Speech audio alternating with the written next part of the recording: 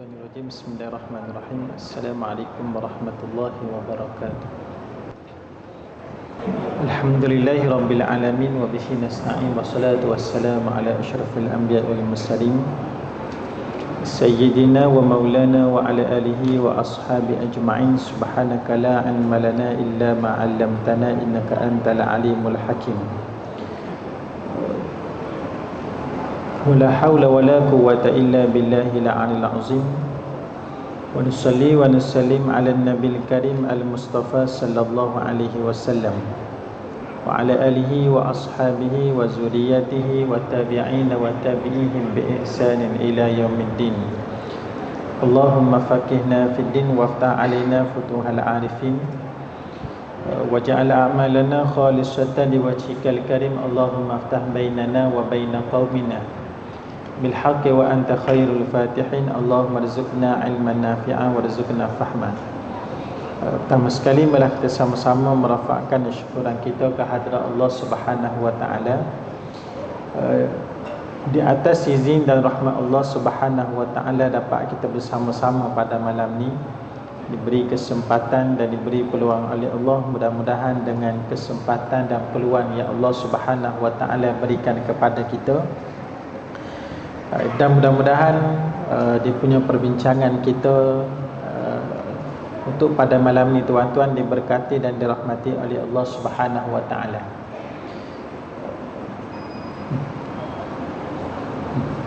Baik tuan-tuan yang dirahmati oleh Allah Subhanahu wa taala, kalau terlihat pada malam ni ialah iaitu bertepatan dengan malam 17 Ramadan.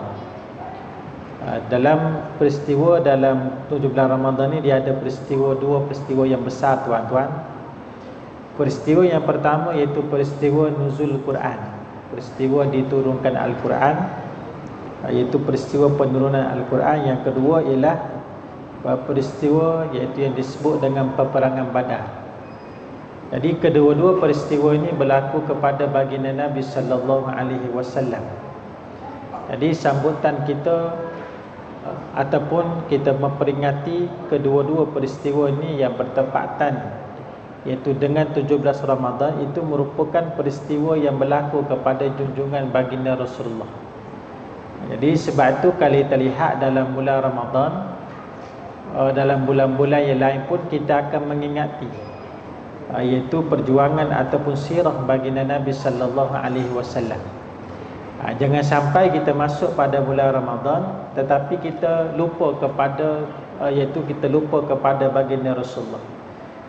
Dan peristiwa penurunan Al-Quran ini memainkan peranan ataupun menjadi penentu yang cukup penting dalam sejarah iaitu Islam itu sendiri, kerana bila diturunkan Al-Quran, dia memisahkan di antara kebenaran dan juga kebatilan.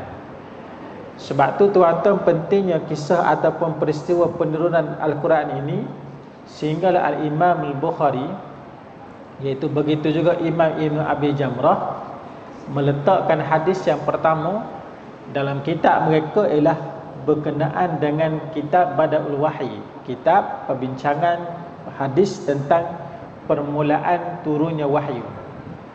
Sebab tu kalau kita lihat dalam peristiwa penurunan wahyu ini, seperti mana yang diriwayatkan oleh Sayyidatina Aisyah, iaitu Ummul Mukminin radhiyallahu taala anha, dia menyebut, dikata waktu mana permulaan wahyu iaitu kepada baginda Nabi sallallahu alaihi wasallam, itu ialah iaitu Nabi diberikan mimpi, iaitu mimpi yang baik pada finnaumi, iaitu di dalam tidur baginda Rasulullah. Jadu maknanya fakanat la yara ru'ya illa ja'at, dan tidaklah suatu mimpi itu datang kecuali mana seperti mana fajar usuk dan sebagainya. Kemudian pada waktu tersebut Nabi ini dia akan suka, lepas daripada Nabi mendapat mimpi tersebut, Nabi pun pergi melakukan khalwah, iaitu melakukan uzlah di gua, iaitu di gua Hira, di Ghari Hira, selama beberapa bulan. Bukan sekali, bukan sehari, bukan 2 minggu, bukan 3 minggu, tetapi beberapa bulan. Sehinggalah ada satu ketika Rasulullah daripada gua Hira Nabi duduk, kemudian Nabi melakukan ibadah di Gua Hira. Kemudian bila habis dia punya bekalan, pada waktu tersebut Nabi akan balik semula ke rumah untuk mengambil bekalan. Sayyidatina Khadijah pada waktu tersebut memahami keadaan baginda Rasulullah, kemudian memberikan semangat. Kemudian Sayyidatina Khadijah tidak mengkritik ataupun tidak mempersoalkan perkara yang dilakukan baginda Nabi sallallahu alaihi wasallam. Jadi kemudian selepas daripada itu tuan-tuan, selepas daripada Nabi beruzlah selama beberapa bulan di Gua Hira, kemudian Nabi didatangi oleh jadi ada iaitu ada pandangan menyebut itu seorang yang berupa bentuknya seorang laki-laki datang kemudian memeluk baginda Nabi sallallahu alaihi wasallam. Kemudian dia datang, dia peluk Rasulullah, kemudian dia pun sebut, dia kata, wahai Muhammad, Iqra, wahai Muhammad bacalah. Ini kisah yang maknanya yang masyhur tuan-tuan. Sehinggalah Nabi sebut, Nabi kata, ma ana biqari'in, aku tidak boleh membaca. Jadi tidak boleh membaca baginda Nabi sallallahu alaihi wasallam. Itu bukan suatu kekurangan tuan-tuan. Pada zaman tersebut ialah majoritinya daripada kalangan Arab, mereka ni memang tidak boleh membaca dan juga menulis. Tapi adakah bila orang pada zaman tersebut tidak boleh membaca dan menulis, itu bermaksud mereka ni adalah golongan yang bodoh? Bukan. Kita tidak boleh samakan dengan apa yang berlaku pada zaman tersebut dengan apa yang berlaku pada zaman sekarang. Kerana majoriti pada waktu tersebut kalau tidak boleh membaca dan menulis, itu benda yang biasa. Sebab tu Allah Subhanahu wa taala sebut dalam surah Al-Jumu'ah, "Huwallazi ba'atha fil ummiyina rasulan minhum." Dialah yang telah membangkitkan daripada kalangan ummiyin. Daripada kalangan ummiyin, ummiyin dengan maksud mereka yang tidak boleh membaca dan juga menulis. Seorang rasul daripada kalangan mereka. Tugas Rasul ini ialah untuk membacakan kepada mereka ayat-ayat Allah, wa yuzakkihim, dan juga menyucikan hati mereka daripada segala kesyirikan, wa yu'allimuhumul kitab wal hikmah, dan mengajarkan kepada mereka kitab dan juga hikmah. Jadi itu menunjukkan bahawa tidak boleh membaca dan menulis itu merupakan benda yang bukan perkara yang aib pada zaman tersebut. Ada pandangan menyebut, adakah Rasulullah ni memang betul-betul tidak boleh membaca, menulis, ataupun Rasulullah boleh menulis nama dia. Ini kerana maknanya dilihat pada dalam suatu peristiwa, iaitu peristiwa yang disebut dengan perjanjian Hudaibiyah. Dalam perjanjian Hudaibiyah, pada waktu tersebut Nabi minta kepada Sayyidina Ali suruh tulis daripada Rasulullah. Kemudian dalam surat maknanya waktu permulaan yang disebut dengan perjanjian tu ditulis dengan Muhammad Rasulullah. Kan? Pada waktu tu dia punya pihak daripada golongan musyrikin ni dia tak puas hati. Dia sebut, dia kata, wahai Muhammad, kalau kami mengakui kamu sebagai Rasulullah, buat apa kami nak lawan kamu? Kemudian dia minta supaya dipadam perkataan tersebut. Waktu tu maknanya Sayyidina Ali, Nabi suruh Sayyidina Ali enggan untuk memadam perkataan tu. Nabi pun memadam dengan tangan dia sendiri. Jadi ulama sebut bagaimana Rasulullah boleh mengetahui nama dia, tempat yang mana yang perlu dipadam tu. Sebab tu ada pandangan sebut bahawa Rasulullah mengetahui, boleh mengetahui nama dia sendiri, dan ada juga pandangan menyebut bahawa Nabi mengetahui pada waktu tersebut berdasarkan kepada mukjizat yang Allah Subhanahu wa taala berikan kepada Rasulullah. Jadi nak cerita tuan-tuan, pada Rasulullah ni ialah Nabi yang memang Nabi tidak boleh membaca dan juga menulis.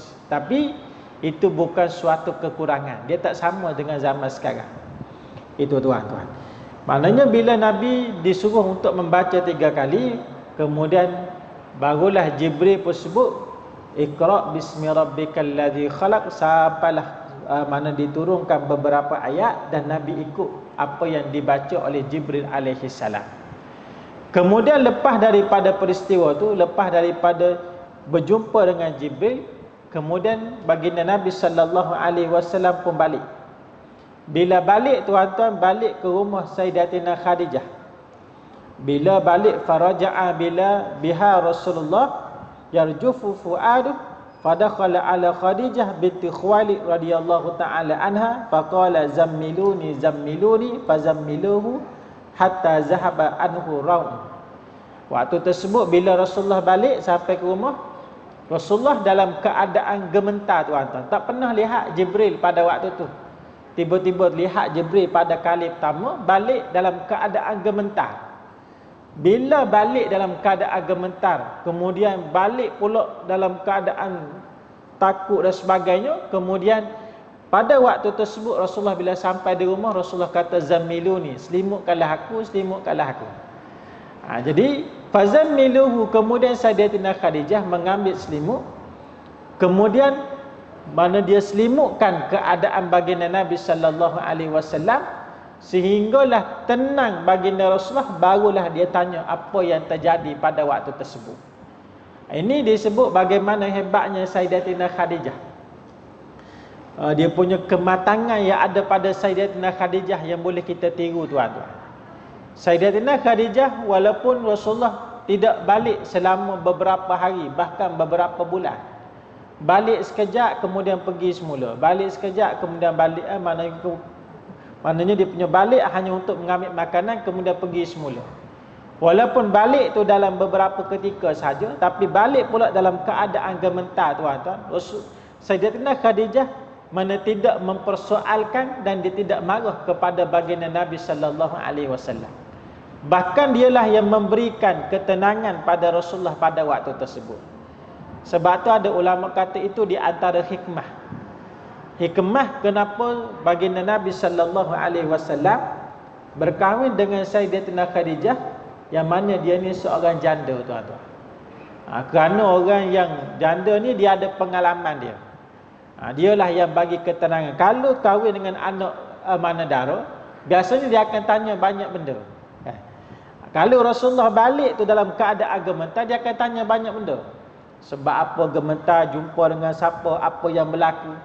Dia bukan nak tenangkan keadaan suami dia terlebih dahulu, tapi pada waktu tu dia nak tanya dulu.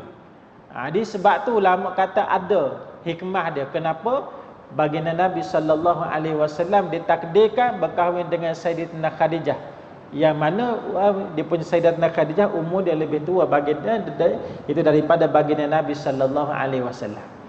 Begitu juga ada hikmah kenapa baginda Rasulullah berkahwin dengan Sayyidatina Aisyah. Ada hikmah dia. Kerana di antara hikmah dia ulama sebut Sayyidatina Aisyah ni mewarisi ilmu yang ada pada baginda Nabi sallallahu alaihi wasallam.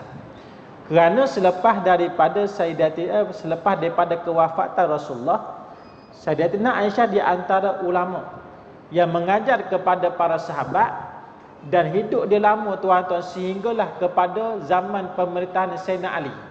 Ramai di kalangan para sahabat yang belajar dengan Sayyidina Aisyah. Dan Sayyidina Aisyah mengambil hadis banyak daripada Rasulullah, lebih-lebih lagi yang berkaitan dengan rumah tangga dan sebagainya. Ada hikmah dia, ya Allah Subhanahu wa taala susun dengan baik tuan-tuan. Jadi sebab tu bila Rasulullah ini balik dalam keadaan gemetar, kemudian Sayyidatina Khadijah pun selimut Rasulullah, kemudian memberikan ketenangan kepada baginda Nabi sallallahu alaihi wasallam. Kemudian barulah Rasulullah cerita selepas daripada tu. Lepas daripada Rasulullah cerita pun, Rasulullah pun mana Sayyidatina Khadijah pun sebut lagi. Dia kata, dia kata, wahai suamiku, janganlah kamu rasa bimbang, jangan kamu rasa khawatir. Kamu ni di antara orang yang baik, yang suka menolong orang, mana yang memberikan bantuan dan sebagainya. Takkan Allah Subhanahu wa taala akan buat benda yang buruk pada kamu. Ini bagaimana cara Sayyidatina Khadijah dia memberikan ketenangan ataupun memberikan kata-kata yang menyebabkan Rasulullah jadi tenang pada waktu tu. Dia pun sebut, dia kata tak apa, esok kita pergi jumpa dengan Waraqah bin Naufal. Waraqah bin Naufal ni ialah sepupu kepada Sayyidatina Khadijah. Waraqah ni di antara orang yang memahami tentang kitab Taurat dan juga Zabur. Dia ni lah orang yang dapat menyalin balik kitab Taurat, faham berkenaan dengan kitab Taurat. Dia ada sejarah dia, tuan-tuan. Maknanya selepas tu Nabi pun pergi jumpa dengan Waraqah.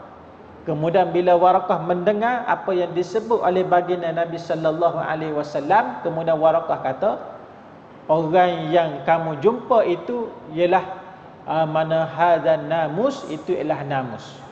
Itu namus dalam kitab-kitab terdahulu disebut, itulah Jibril alaihi salam. Dialah yang datang kepada kamu, itulah yang telah bawa maknanya wahyu kepada nabi-nabi yang sebelum daripada kamu. Kamu akan dilantik menjadi rasul. Dan kemudian Waraqah kata, seandainya aku dalam usia yang masih muda, nescaya aku akan berjuang bersungguh-sungguh untuk mempertahankan kamu di saat-saat kamu akan menghalau kamu daripada rumah kamu sendiri. Baginda Rasulullah terkejut pada waktu tu. Dia kata, macam mana orang boleh menghalau aku? Sedangkan pada waktu tu, tuan-tuan, penduduk Mekah ni maknanya suka pada baginda Nabi sallallahu alaihi wasallam, sehingga mereka gelarkan Rasulullah dengan Al-Amin. Barang-barang maknanya yang mereka nak simpan, mereka tak pergi simpan di rumah Abu Jahal, Abu Lahab dan sebagainya. Tetapi mereka sekarang akan simpan barangan-barangan berharga mereka di rumah baginda Nabi sallallahu alaihi wasallam. Walaupun ada di kalangan mereka yang selepas daripada itu tidak beriman kepada Allah, tapi tetap juga mereka akan menyimpan barang tersebut di rumah Rasulullah. Walaupun pada saat-saat mereka keluar tidak beriman pada apa yang dibawa oleh Rasulullah, walaupun mereka benci Rasulullah, tapi mereka tetap juga tidak memberikan ataupun menyimpan barang-barang mereka yang berharga itu tadi di rumah Abu Jahal. Kerana mereka tahu Abu Jahal ni seorang yang tidak boleh harap, tuan-tuan. Rasulullah ni ialah disebut dengan Al-Amin. Sebab tu Rasulullah tanya, macam mana kaumku sendiri yang akan mengeluarkan aku daripada daripada tempat ni, daripada tanah kelahiran ni. Kemudian Waraqah pun menyebut bahawa dikata tidak ada nabi yang sebelum daripada kamu, semuanya mereka akan diperangi dan akan dikeluarkan oleh kaum dia sendiri. Ini selepas daripada tu barulah Rasulullah balik. Dan daripada wahyu pertama dengan wahyu yang kedua, tuan-tuan, dia ada jarak selama beberapa bulan. Ada yang kata sehinggalah sampai 6 bulan. Wahyu pertama turun, kemudian bukan esok turun wahyu kedua, tak. Selama beberapa bulan barulah turunnya wahyu yang kedua. Wahyu yang kedua ni ada ulama sebut, iaitu turunnya ayat daripada surah Al-Muddathir. Qum fa'anzir wa rabbaka fakabbir wa thiyabaka fatahhir. Itu ayat mana wahyu yang kedua. Jadi yang pertama daripada surah Al-Alaq, kemudian yang kedua ialah daripada surah Al-Muddathir. Jadi nak cerita pada kita, tuan-tuan, itu kisah ataupun peristiwa yang disebut dengan peristiwa nuzulul Quran, peristiwa diturunkan Al-Quran kepada baginda Nabi sallallahu alaihi wasallam. Peristiwa penurunan Al-Quran pada 17 Ramadan ini ialah peristiwa yang disebut dengan penurunan Al-Quran pada fasa yang kedua. Quran ni dia turun ada 2 fasa, tuan-tuan. Fasa yang pertama, Quran ni turun daripada Lauh Mahfuz ke langit dunia. Itu yang disebut pada malam Lailatul Qadar. Seperti mana yang Allah Subhanahu wa taala berfirman, Tuhan kata, inna anzalnahu fi lailatul qadar. Sesungguhnya kami menurunkan Al-Quran itu pada malam Lailatul Qadar. Turunnya Al-Quran sekaligus 30 juzuk daripada Lauh Mahfuz ke langit dunia, ke Baitul Izzah, selama sebanyak 30 juzuk pada malam Lailatul Qadar. Jadi begitu juga ulama menyebut, ada pandangan menyebut bahawa dia punya kitab-kitab terdahulu juga diturunkan oleh Allah Subhanahu wa taala pada malam Lailatul Qadar. Kitab Taurat, kitab Injil, kitab Zabur dan sebagainya itu diturunkan pada malam Lailatul Qadar. Jadi maknanya ialah malam tersebut adalah malam yang terbaik. Malam yang terbaik kerana malam tu adalah malam yang diturunkan oleh Allah Subhanahu wa taala, iaitu Al-Quran. Kemudian dalam dalam bulan Ramadan ini ialah Allah Subhanahu wa taala pilih satu malam, iaitu pada malam 17 Ramadan diturunkan juga Al-Quran. Ini yang disebut penurunan Al-Quran pada fasa yang kedua. Pada fasa yang kedua daripada Baitul Izzah kepada baginda Nabi sallallahu alaihi wasallam selama 23 tahun. Sebab tu Allah Subhanahu wa taala sebut dalam surah Al-Baqarah, "Syahrul Ramadan alladzi unzila fihi al-Quran hudal lin-nas wa bayyinatin minal huda wal furqan."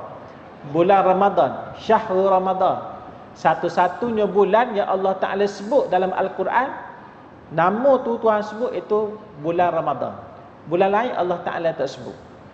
Bulan Muharram, bulan Rajab, Zulqa'dah, Zulhijjah, Rabiul Awal Tuhan tak sebut.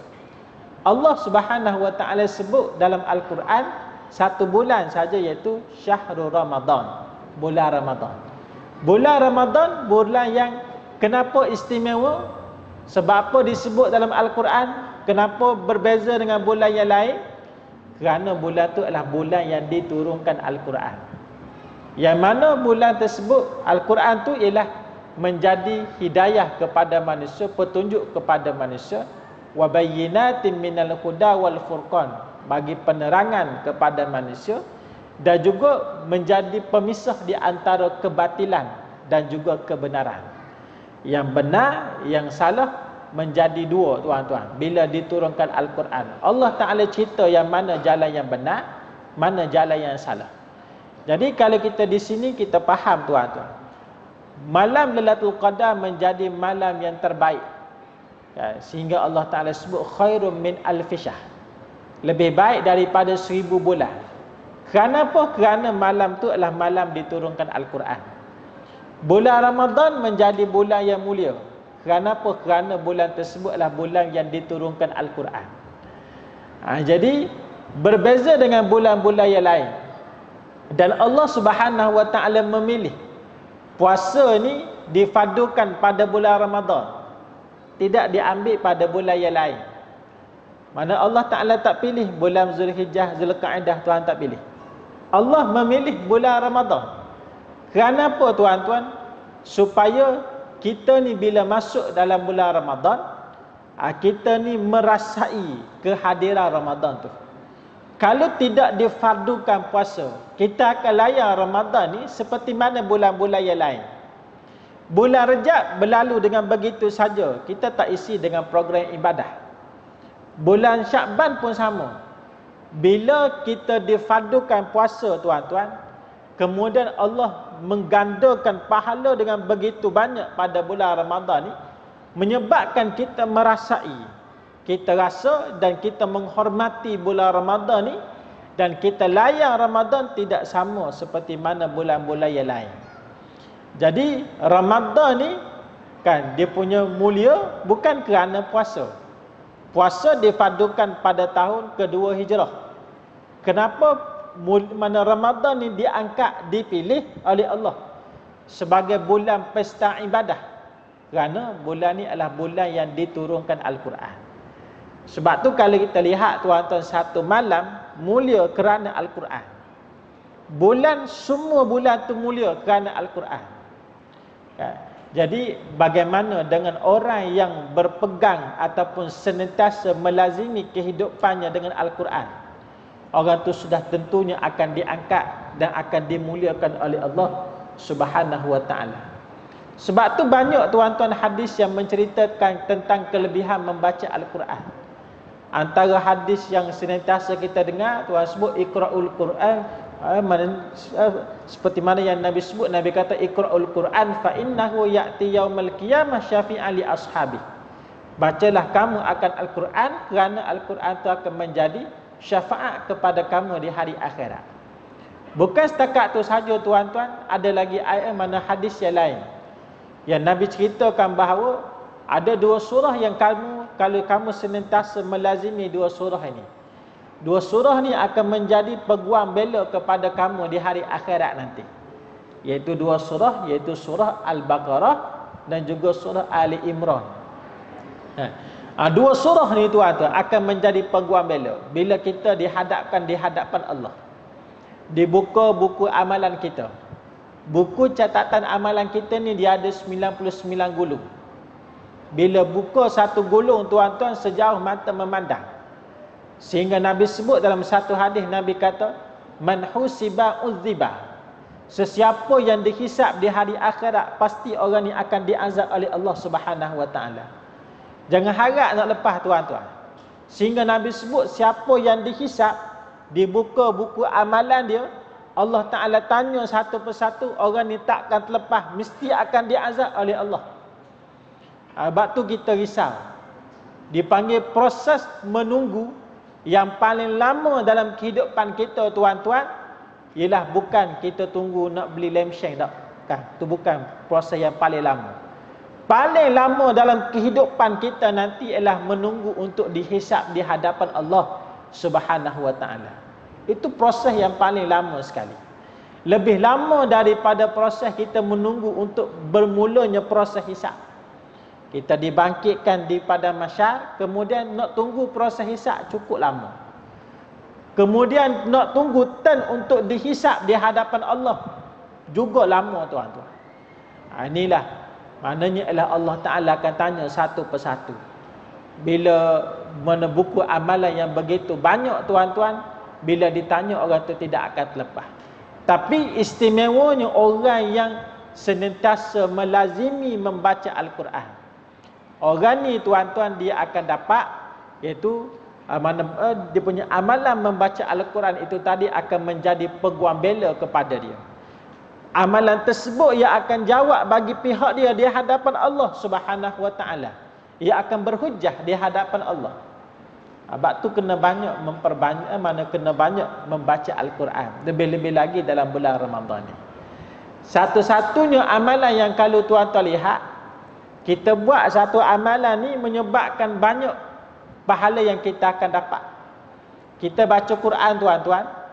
Kita baca Quran, kita pegang mushaf. Kemudian kita baca dengan lidah. Kita pegang dengan tangan, kita baca dengan lidah. Kita tengok dengan mata, kemudian kita dengar dengan telinga. Kita dengar dengan telinga, dapat kebajikan pada telinga. Kita tengok dengan mata, dapat kebajikan pada mata. Kita baca dengan lidah, kebajikan pada lidah. Pegang mushaf, kebajikan pada tangan. Jadi empat dalam satu membaca Al-Quran tadi, empat kebajikan yang kita akan dapat. Tapi kena ingat satu benda tuan-tuan. Dalam buat ibadah ni, kalau anggota kita kotor dengan mana perkara maksiat, kita tidak akan dapat, kita takkan mampu untuk melaksanakan ibadah tersebut. Kalau mata kita melihat kepada perkara yang haram, jadi mata kita takkan mampu untuk melihat Al-Quran.